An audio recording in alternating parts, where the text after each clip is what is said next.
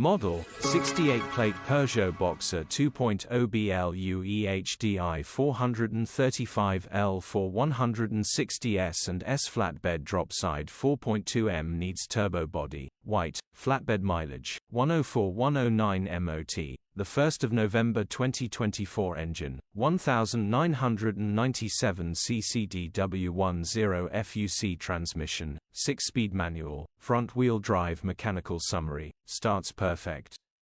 Runs underpowered. Turbo needs replacing. Gearbox, drivetrain, transmission perfect.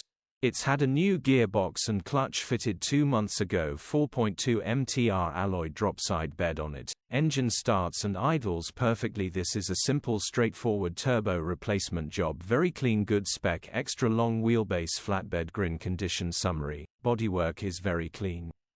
Interior is very clean. Rear load area is very clean. Genuine honest work van.